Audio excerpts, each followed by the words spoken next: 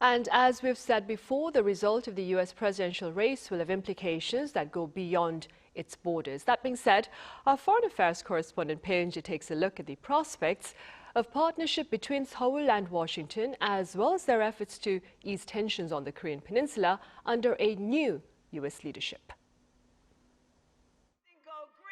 The two candidates, U.S. Vice President Kamala Harris and former President Donald Trump, have starkly differing views on how to share the cost for American troops stationed in Korea.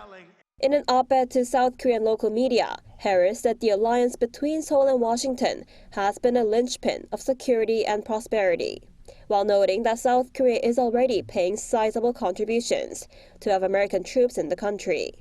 Last month, the two countries reached a deal on this issue after going through 5 months of negotiation. Whereas Harris will likely stick to this agreement, Trump has hinted at an attempt to renegotiate, saying Washington cannot be taken advantage of any longer in military and trade. He's been insisting that Seoul should be paying $10 billion a year, describing South Korea as a money machine. Many experts say that South Korea needs to be prepared for renegotiation should Trump take office again.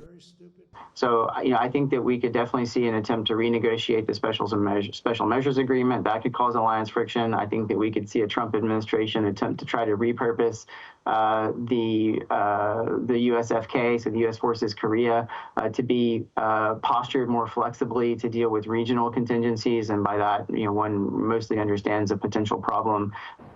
The two candidates also plan to take notably different approaches on how to deal with North Korea.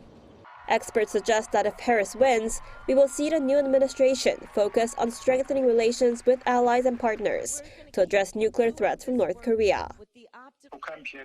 For Harris, denuclearization of North Korea remains the ultimate goal, but what's more important is working with allies to deter the North. So she will continue to focus on strengthening deterrence against North Korea's nuclear program by reassessing and enhancing cooperation with allied nations. But a second Trump presidency could pose a significant risk for South Korea. Trump will likely try to manage the North Korean nuclear crisis through a top-down diplomacy with Kim Jong-un. Going further, there is a possibility that he may recognize North Korea as a nuclear-armed state and partially or fully lift sanctions, initiating a nuclear arms reduction negotiation. This could potentially become a significant risk factor for South Korea. However, both the Democratic and Republican parties have removed the term CVID, or Complete Verifiable Irreversible Denuclearization, in their new policy platforms. While it is too early to say that this fully reflects the new administration's policies, it raises speculation that the U.S. government may be shifting its priorities away from North Korea. The South Korean government says it's ready to respond appropriately, regardless of the outcome of the election. Bae Eun-ji, Arirang News.